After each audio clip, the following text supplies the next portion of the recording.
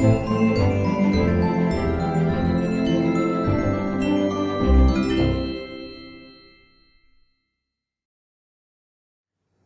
everyone, my name is Liu Yi. I'm an assistant professor in economics from the School of International Trade Economics in Jushi. Today I'm going to talk about Chapter 9, Trade Policies in the Developing and Developed Countries. In this video, we will discuss export-oriented industrialization and the takeoff of Asian tigers.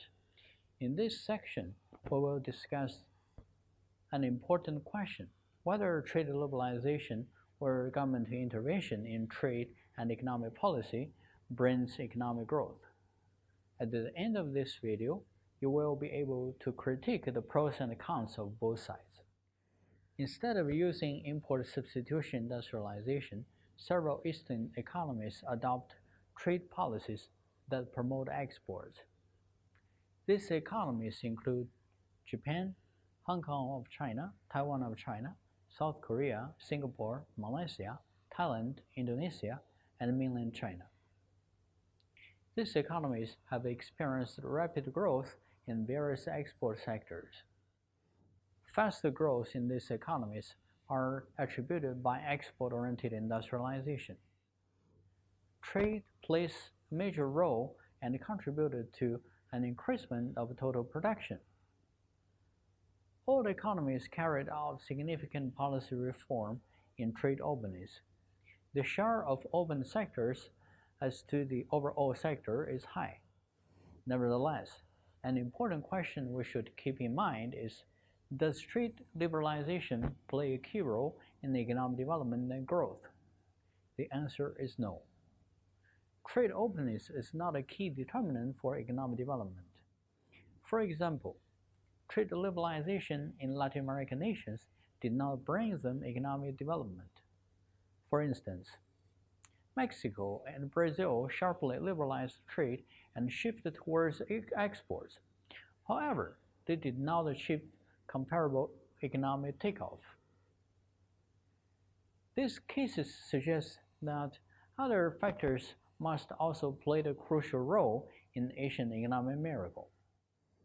In this video, we will discuss the important factors contributed to the export-oriented growth in Asia in general. Firstly, we need to evaluate the impacts of trade liberalization. Since the 1950s, trade liberalization was widely adopted by many developed countries. The prevalence of trade liberalization in capitalized nations are attributed by many reasons. To understand this issue, we must first look at the USA. From the end of Second World War to 1970s, US monopolized GATT, steering international trade activities. After the Second World War, US advocated for trade liberalization because trade liberalization is good for its own economy. When the Second World War was ended, the world market no longer needs to waste their money on the battlefields. As a result, US export dramatically declined. For example, during the Second World War, the product life of a Jeep was only a few weeks. However, after the Second World War, the product life of Jeep lasted for 20 years. Facing excessive manufacturing output after the war economic boom, US must find a new market to sell their products so that to maintain the high growth speed and high employment rate. As a result, US took the lead in trade liberalization and advocated for multilateral trade agreements. Second, the US's strongest economic power. It had the ability to push forward multilateral trade liberalization. When other countries are fighting against with each other during the Second World War, US made a fortune in silence. After the war, the US accumulates over half of the world wealth. Since then, it has capability to influence any country and seek for hegemony worldwide. Another reason for trade liberalization is that the capitalized countries like UK, France, etc. are supporters to trade liberalization because they need the trade openness with the US to speed up their domestic development. For example, the US initiated Marshall Plan after the Second World War. The purpose of Marshall Plan is to rebuild Europe through aid. When the US realized a wealthy and prosperous Europe is good for US interests. What is more, US dollar became a dominant power in international monetary payment system. The US dollar-centered Bretton Woods system provided a reliable way for other countries to exchange currencies. It further promoted the implementation of US free trade policy. Lastly, the formation of the two camps of ideologies, namely socialism and capitalism. Their confrontation promoted the major Western countries to unite. Foreign policy played a dominant role in the making of foreign trade policy. Political ideology further pushed the multilateral agreement between Western world. Structural reform and opening in trade are indeed important for Asian countries. In my opinion, besides these reforms, an important reason for the rising of four tigers is that they are allies and followers of the US. They are supported by favorable policies from the US and receive US aid. From Figure 1, we can see that South Korea started to experience fast economic growth since the beginning of the 1960s. The faster growth happened when it started to strategically open trade, while China started to develop fast only after the opening and reform since 1989. GDP as percentage of US level for Korea reached 70%, while that of China was only 20% in 2013. According to Figure 2, we can see the GDP growth of these countries.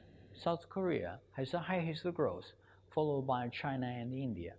In the meanwhile, if we rank the share of exports in GDP, these countries follow the same order. Therefore, we can say that export is an important engine for economic growth. Nevertheless, we cannot conclude the causal relation between trade openness and rapid economic growth. In statistics, the high volume of export was merely correlated with rapid economic growth. Full trade liberalization will not lead to economic success because there is no chance for weak domestic national companies to grow. For example, from 1960s to 1980s, many developing countries in Latin America adopted the Washington Consensus. Because the principle of the Washington Consensus was very clear and easy to follow. These principles include the advocates to open domestic market, fully implement market economy by restricting the government's intervention, privatizing state-owned enterprises, opening the financial sectors, etc. However, besides Chile, most Latin American countries failed to achieve economic growth. On the contrary, they were trapped by the debt crisis and entered into last decade.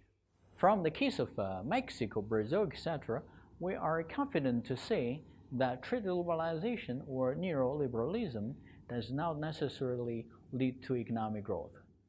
As you can see from Table 1, average rate of protection in Asia for tigers were much lower compared with other Asian countries, South African and Sub-Saharan African countries in the 1980s, because these Asian countries, such as South Korea, has been gradually opening its market since the 1970s.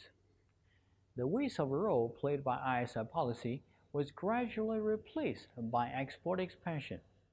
The real effective tariff rate in South Korea in 1960 in some industries are even higher than Latin America. Besides trade openness, other factors also played important roles for fast economic growth. Some economists argue the cause of rapid economic growth include many factors, such as high saving rate high investment rate, growth in export sector. In addition, most of the high-performance East Asian countries have experienced rapid growth in education, leading to high literacy and numeracy rate. Education is very important to create a productive labor force. Another important contributor to Asian economic miracle has always been selectively overlooked by neoliberalists is the government intervention. Government intervention are necessary and essential for Asian economic growth. Government can always intervene in the market whenever necessary. Government can intervene in the market through many ways, including physical and financial policies, administrative intervention, etc. First, direct and indirect incentives were provided through financial policy for exporting companies. For example, exporting companies are financed by the subsidized loans if they need to import resources for producing exports. Depreciation allowance is offered for companies who suffer losses from currency devaluation. A fund was commonly created to subsidize interest rates for export promotion. Foreign exchange loans are offered to exporting companies if they need foreign currency to finance exports. Government provides export insurance to exporting companies to avoid exporting risks. Second, fiscal policy.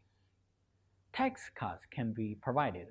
For example, a reduction in corporate and private income tax can be given to companies. Tariff exemption and tax rebate can be given to materials imported for the ultimate purpose of export production. Business tax exemption can be supplied. Another type of intervention is the administrative measure. For example, when a sector loses competitiveness in international market, the government can provide special grant to that sector. Or the government can even take direct control over specific sectors that are key to the economy. In addition, government can treat traders differently based on their export performance. Companies with high export performance get more support from the government. In some countries like South Korea, in the early stage of development, trade, physical, and financial policies were biased to support the domestic capital goods sectors. Other kinds of government intervention include, but not limited to, strategic exchange rate policy, subsidized research and development, protective trade policies on certain sectors. Protection policies are important for the balance of payment as well as for the early stage of development, such as tariff and import restrictions such as quotas. Some Asian governments implemented tariff exemptions for imported capital goods. Import licensing was more restrictive for the sectors as well. Finally, let's summarize in the end of this video. East Asian economies adopted export-oriented instead of import substitution industrialization to achieve development. World political environment provides these economies free-riding development opportunities. ISI policy in these East Asian economies did not last long enough for them to fall into vicious circle. These Asian economies share in common that they are not resource endowment economies like Latin American countries. Therefore, they cannot exchange essentials with natural resources. The only way is to earn foreign currency through export. Import restriction was gradually reduced when domestic industries gained competitiveness in international market. Lastly, Asian export-oriented industrialization policy is successful not only because of trade liberalization. On the contrary, government implement and indirect measures to encourage export and to gradually reduce restriction on import is also extremely important. Finally, it is unclear for us to know to what degree this policy contributed to overall economic growth, especially since other countries have not had similar success. That is the end of this video. Thanks for your listening.